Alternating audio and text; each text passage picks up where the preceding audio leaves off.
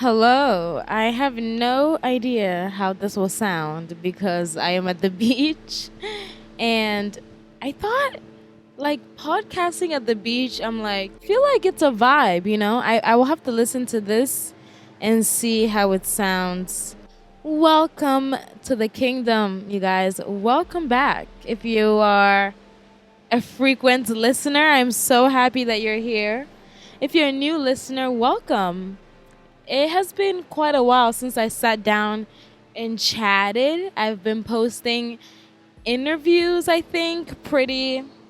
I've been posting interviews mostly because I've been kind of avoiding you guys. I just knew, like, if I had this mic by myself, I just knew if I had this mic by myself, it would get too deep and I would have to actually, like, face my emotions and thoughts.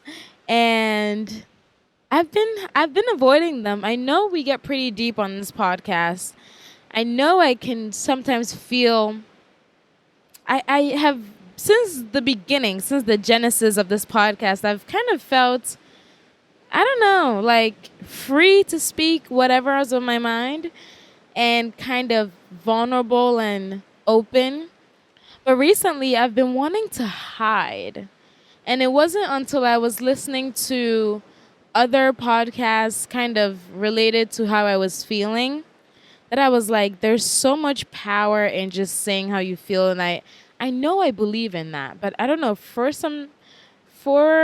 the past couple months, I've just wanted to just not say anything and kind of hide until it all subsided, which I think is a pretty good idea. You know, sometimes you just have to shut off the mic, shut off the cameras for a little bit, cut the cameras.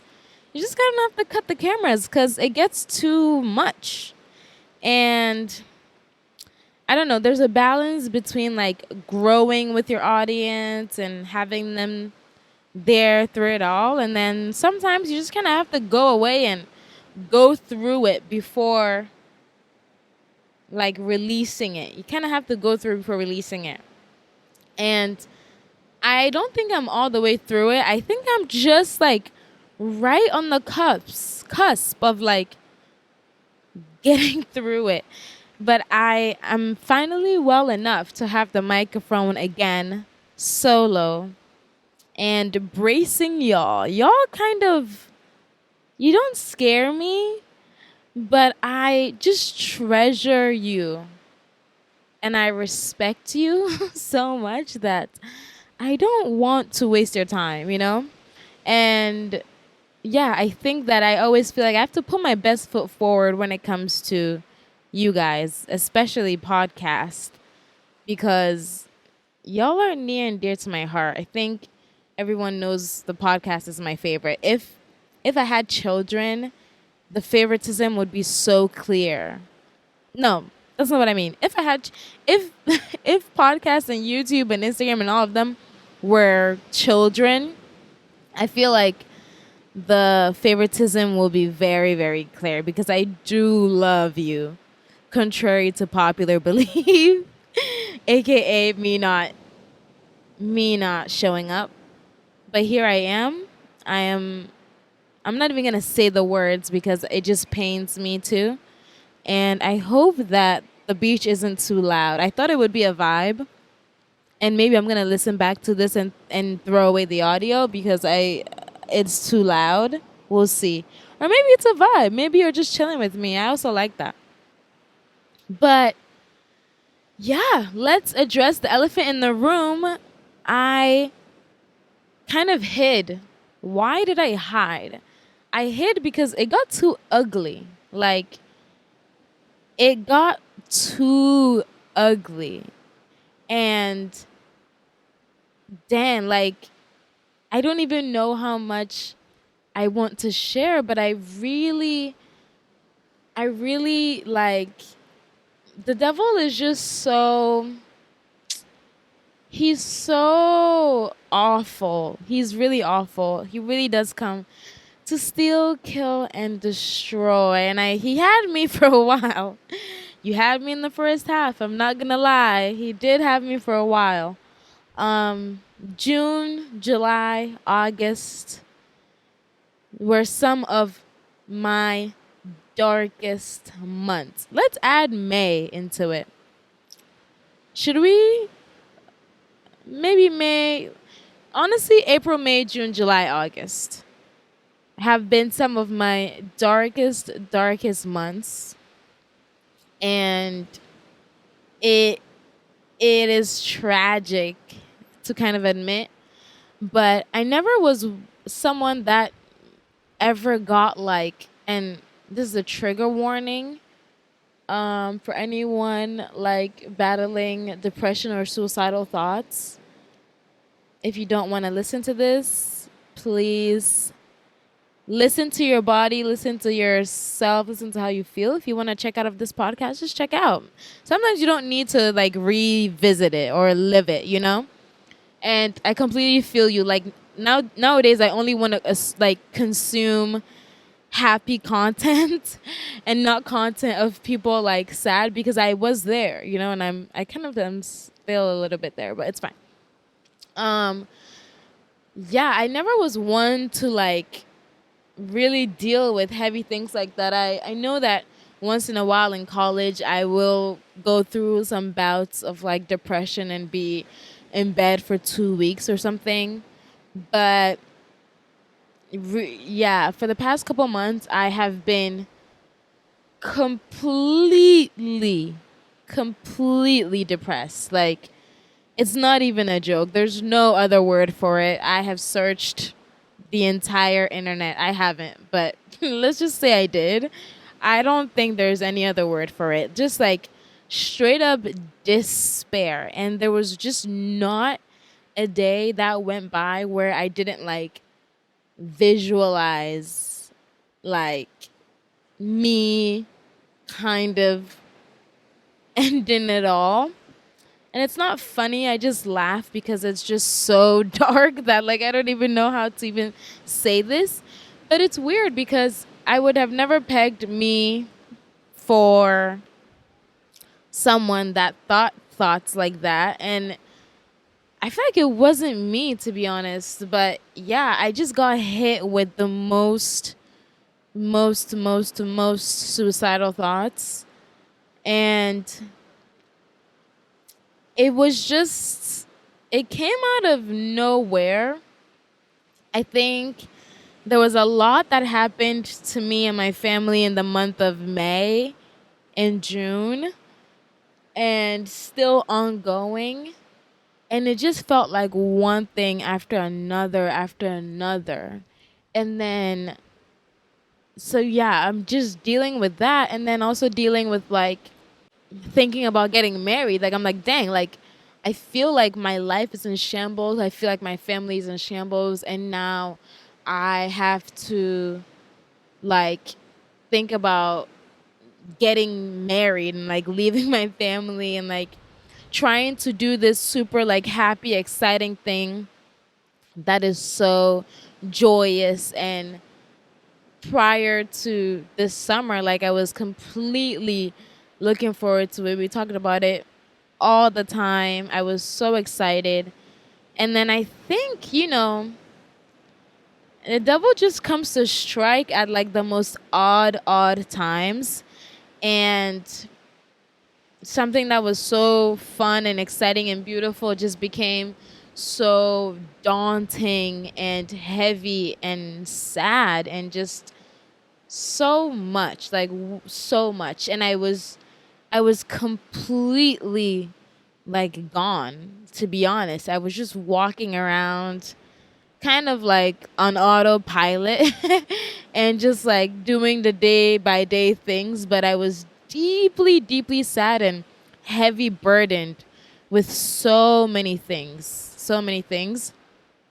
And yeah, I remember at like one day in bed, I just like was like laying there, and I had to like grip the side of my bed because it felt like I was genuinely like drowning and sinking.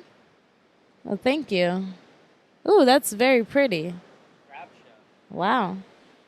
Yeah, I genuinely felt like I was literally like sinking down and down and down. I had to actually like hold on to my bed because it felt physical, you know? And I'm like grabbing onto my bed because I'm like, I genuinely feel like I'm like drowning. And like, if I don't hold on to my bed right now, I might just like sink down into it. It was bad. It was bad for a while. And I was not like really expecting it. I mean, I guess nobody really expects these things, but it completely took me by surprise because I'd never, ever, ever felt this way in my life. And so I didn't know like how to deal with it. And so I just hid. I just hid from like everything that I had to do, YouTube, podcast. I just hid from everything because it felt too ugly. Like I couldn't show my face. It felt too just ugly and gross. So I feel like one day I'll begin to unpack like how does how do you go through something like this and like make it out? Because a lot of people don't make it out. And a lot of people kind of also just stay in that state for like years and years on end. And one day I will. But all I know is that the only thing I did was completely submerge myself in. And thank God for my church home that I found in New York City. I just had to completely involve myself in church. That was the only thing that was saving me, guys. I was literally at church. I was at church Tuesday, Wednesday, Friday, Sunday. Like anytime there was a gathering in church, I had to be there because I could not be alone. Like I could not be alone. Being alone was too scary. It was too overwhelming. It was too dark. Like, and I just knew I just had to be in the presence of God. Like yeah, either in the presence of God or just surrounded by people. Like I just had to keep hanging out with people. I had to keep hanging out with Lucas. I had to keep talking to my siblings on the phone. Like just completely surround myself because anytime I was alone, oh my goodness. Anytime I was alone, it was terrifying. The thoughts in my head, like it was actually scary, and I can't believe that my brain was able to like conjure up these emotions and thoughts and visuals. Like I would have the craziest visuals. So that's that on that. That is the elephant in the room. Was that I was yeah. Yeah. Usually when I go away from the podcast for a bit or something or stop creating, I feel like usually it's for like some like random reason. But this time I genuinely like I couldn't pick up my mic. I couldn't pick up anything, and also I had a lot of these thoughts that were telling me like nobody cares what you say. Literally, why are you doing this? Like why are you even here on earth in general, but also like why are you doing anything that you're doing? Like none of it matters. And it is just such a complete lie. It's such a complete lie because when I look at other people that are doing like the things that God has called them to do and like walking in their purpose, and they help me so much, and it's like if there was a voice in their head telling them that they shouldn't be here and that they don't matter and like anything that they're doing doesn't matter, then I wouldn't be able to receive the gift that is them and the gifts that God has put in them that's helping me, you know? And so yeah, it blows my mind that like I'm having these thoughts and I believe it, and then I stop doing what like God has called me to do, and then I that like is like creating a gap or like kind of a hole in the in the body of Christ, if I must say. I mean, if you don't do it, God will use someone else too, but like God wants to use you, you know what I mean? Like your gifts matter, whatever you're doing matters, even if it's just like one person.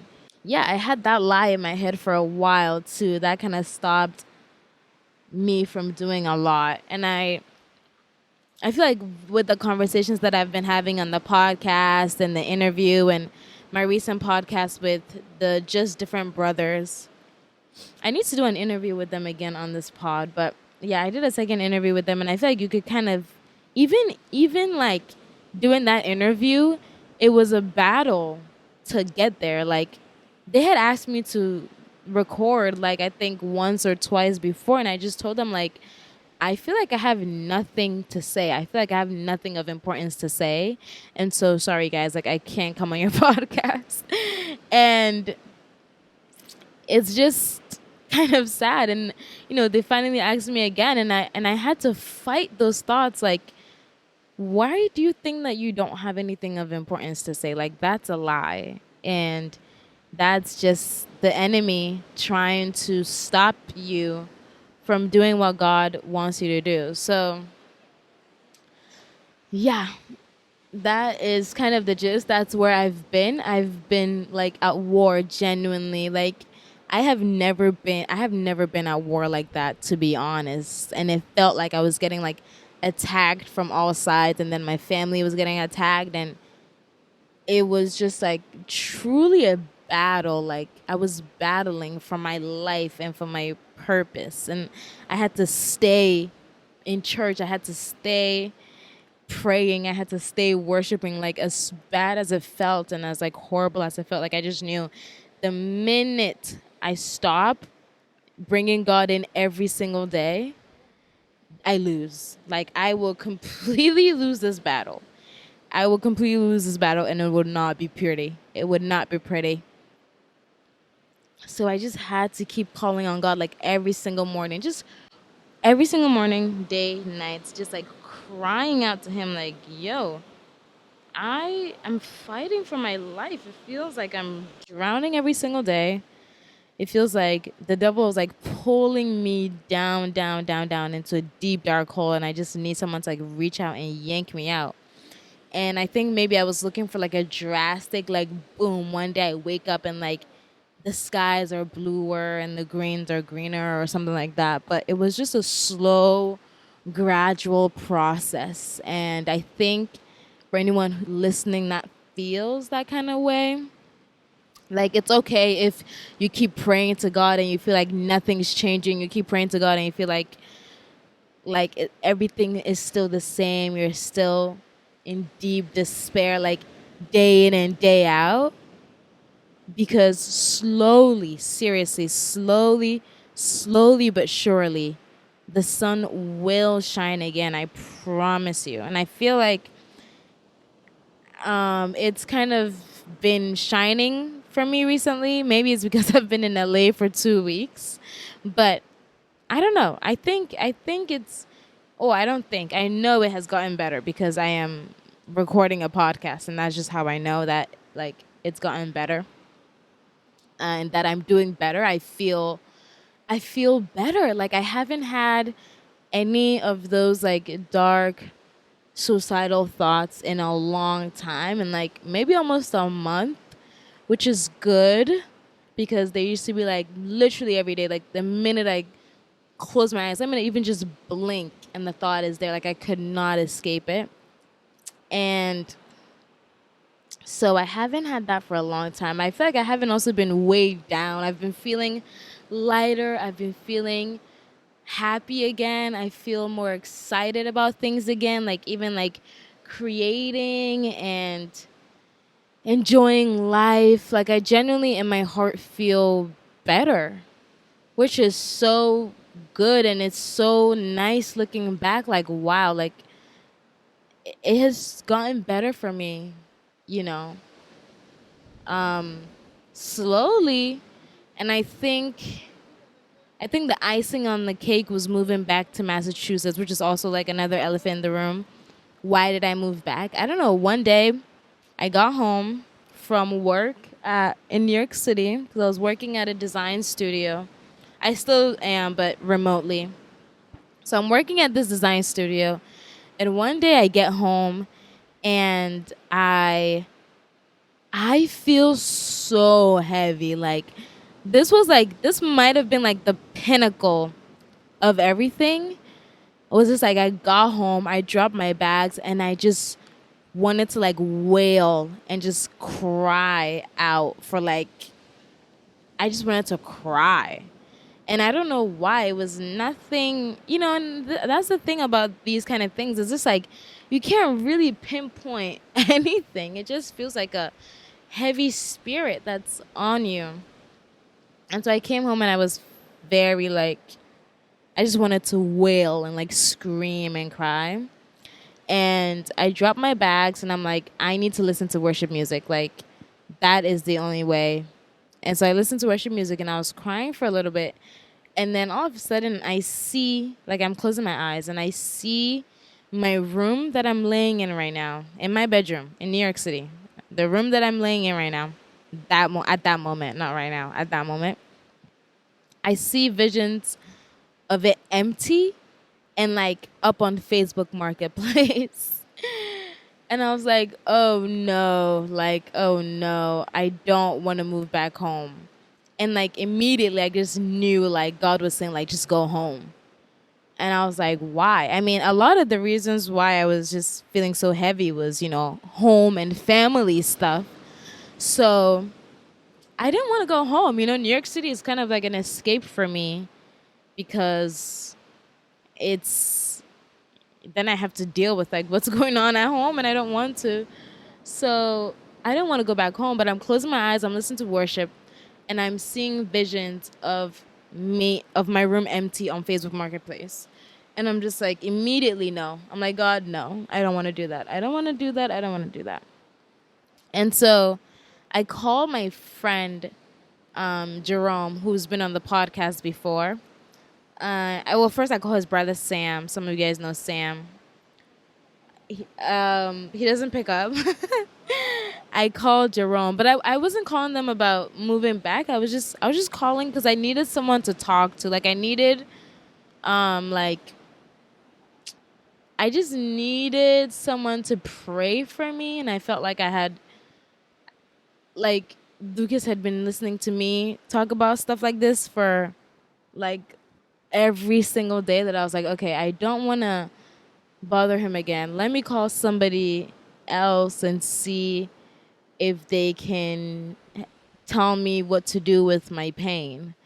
And so Jerome picks up and I'm just like, yo, like I genuinely, like I have been depressed and suicidal for a while, for like a couple months. I just confess. And that's all I said. I was like, I need help, like I just need help. I feel like I am just sinking further and further down. And immediately he's like, if you feel like you should go home, don't think that you failed. And that was the first thing that he said. And I was like, what? Jerome, like 30 minutes ago, I was seeing visions of my apartment on Facebook Marketplace. And he's like, yeah. He's like, don't think that you failed if you think you should go back home. Like, don't look at it as a failure. And I'm like, why do you think I should go back home? Like, I don't want to go back home. He's like, you should go back home. And I think that was just confirmation, because I literally felt like God was telling me to go back home. And then I phoned a friend to help me through like the heaviness I was feeling. And he immediately also says to go back home.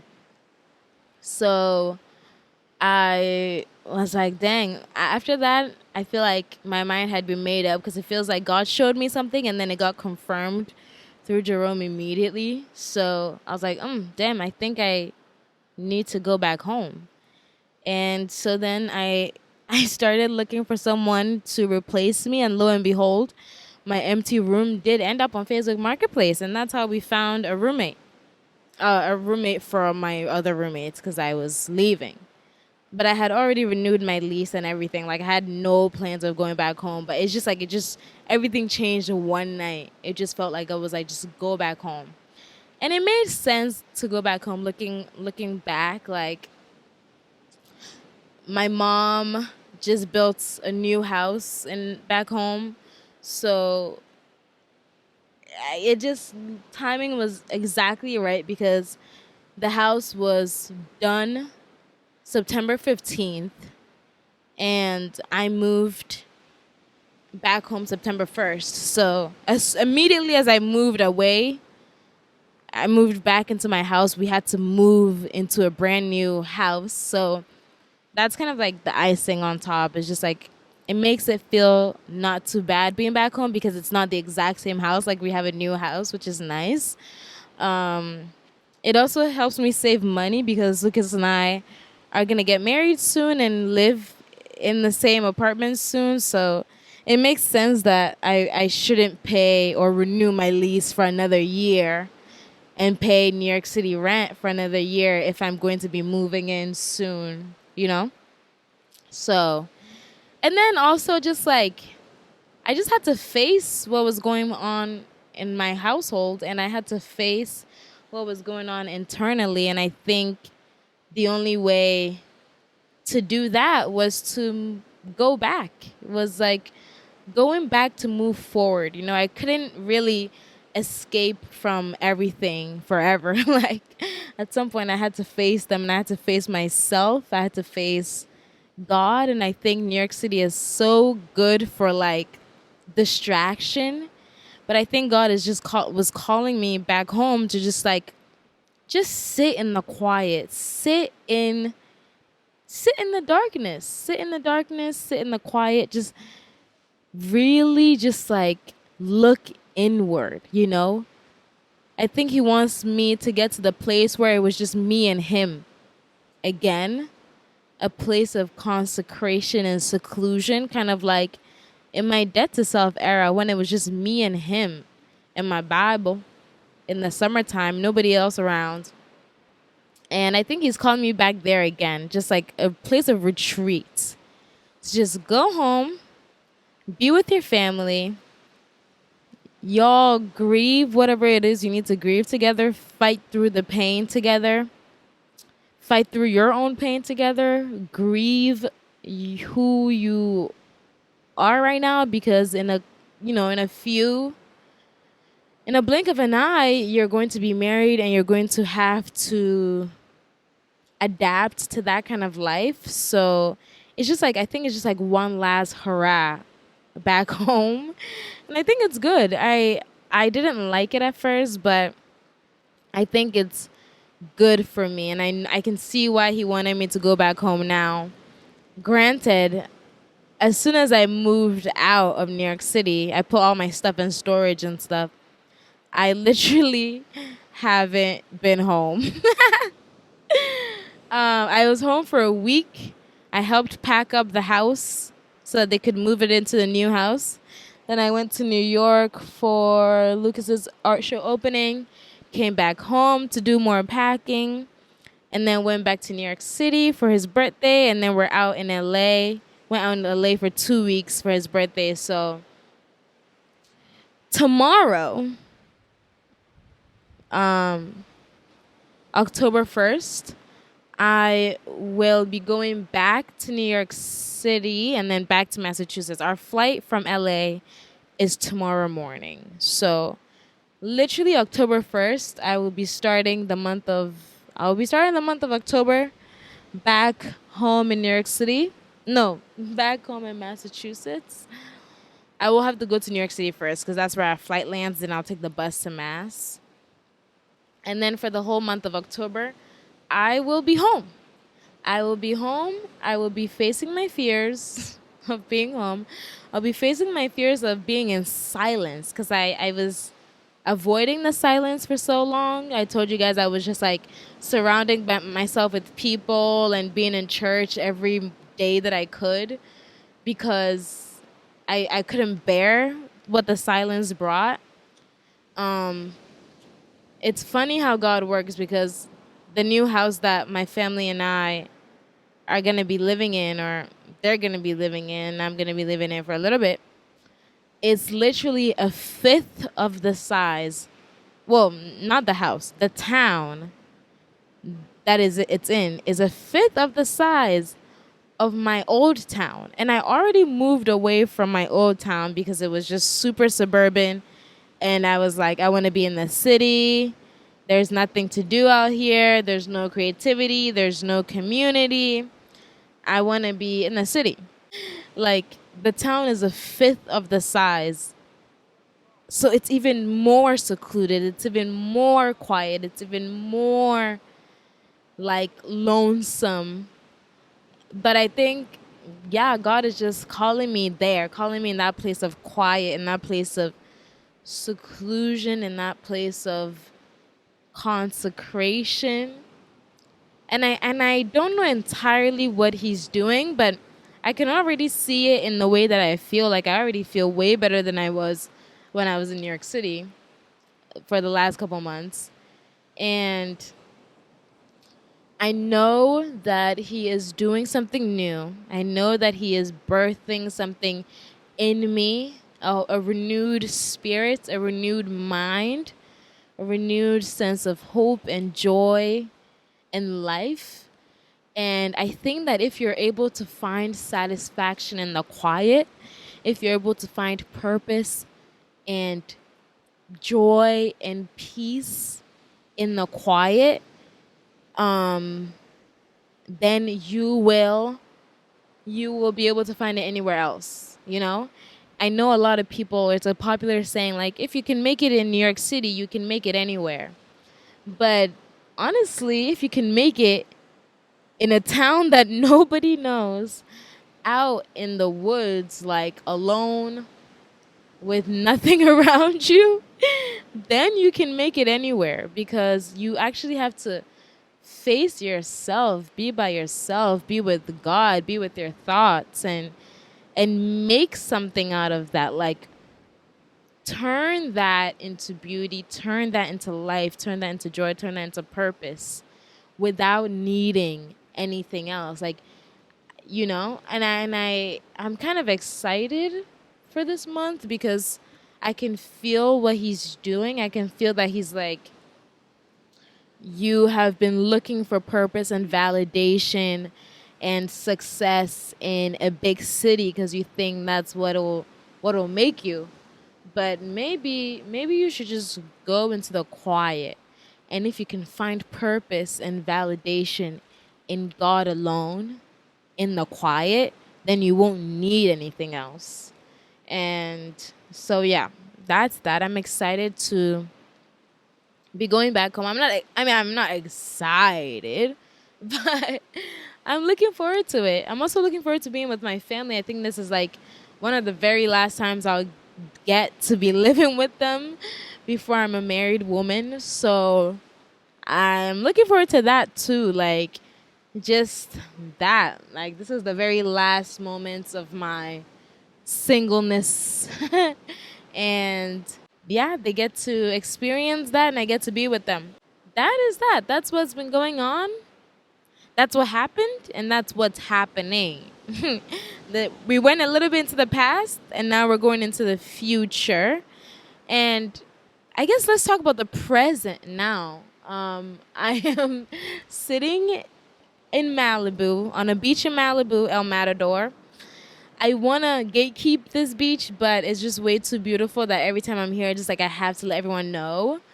It is just such a gem. It's gorgeous. So I'm sitting in El Matador.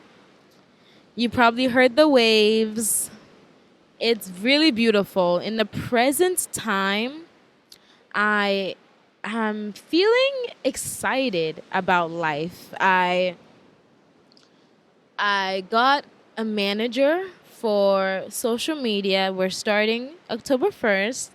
Our contract starts. So it feels like October just has a whole new door opening in October, where I'm moving back home. I'll be with my family, and I'm taking content creation more seriously. I had an epiphany recently where it was like, you either do it or you don't, you keep doing this 1 foot in, 1 foot out thing with content, and it's like, just do it or don't.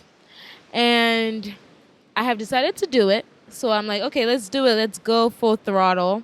But also, let's take it slow. Like, I have in the present moment, learned what the art of slow living truly looks like, being content in the day to day, taking things slow and being present. Like, I'm just wanting to be more present. I'm reading more, I'm journaling more, I'm praying more. I think God is also calling me to a place of heavy, heavy prayer on behalf of my life, because the devil tried to take my life and take my family's life, and so he's been ushering me into a place of prayer for that. So more prayer, more reading the Bible, and more content, con- contentness. It's like slow living, paying attention to what I do with my body, paying attention to my screen time, paying attention to what I watch, what I consume, paying attention to what I eat, how I move. Yeah, just being present in my body and what goes in and out and what I'm surrounding myself with. I have been also like deepening friendships recently, reading more. I feel whole these days, you know? I feel whole, and that's a good thing. More exciting news, wedding planning is on its way. We paused for a little bit until I was out of depression, and I think that was a good thing because we didn't know like when it'll end, but it seemed like it ended sooner than we thought. So I was like, okay, let's start planning again. We're scaling a lot of things down. The African in me and my family, we don't like it, but I don't know. I think right now what matters is just getting married and doing all that big hurrah glamorous Instagram, all that kind of stuff. Just it's not really important right now. It's like a covenant between you, your partner, and God. And social media had just warped my perception of what a wedding is. And it's easy. It's just a lot of societal pressure that you have to have this and you have to have that and you have to have a welcome party and you have to have a wedding at an Italian villa and you have to have a bachelorette at, I don't know. You just, so many things that you have to do. And it's like, wait, you don't have to do any of those things to actually get married. That's just for funsies. And I was forgetting that, none of that stuff was actually important to the covenant that I was making. So I'm like, okay, let's actually focus on what's important right now. How can we celebrate it in the way that is true to us and not like what Instagram or my Pinterest board is telling me or my TikTok? How can we celebrate it in a way that's true to us, in a way that's not so daunting and excruciating and causing me panic attacks every time I think about it? And yeah, how can we actually like make our love what's more important in this whole shebang? Yeah, we have started planning a very beautiful, beautiful, intimate ceremony. We are definitely going to have a Ghanaian traditional one too, but that will come later. And I know that's not how it's done. Usually it's like a traditional ceremony before white wedding, but whatever. I make the rules around here. I'm just kidding. Just do what's best for you. Like, I think we just always want to do like what's going on in the world. And it's like, do what's best for you. If you feel that you're planning this like huge thing, what?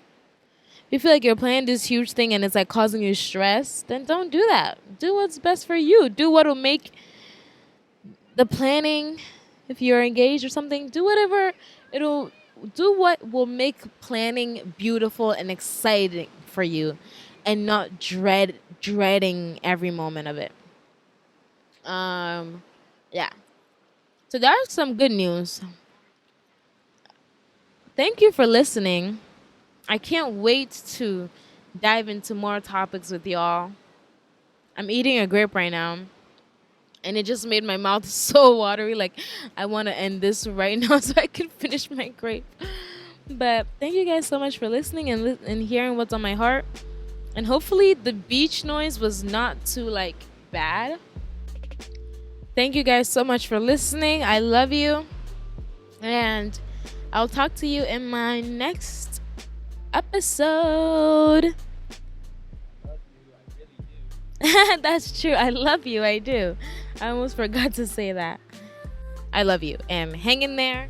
If you're fighting tough feelings, it will get better. I know people say that all the time, but it will. Slowly, slowly, slowly. The sun will rise. It's already rising. Do you see it? Do you see the little peak? Okay. Bye-bye. Bye.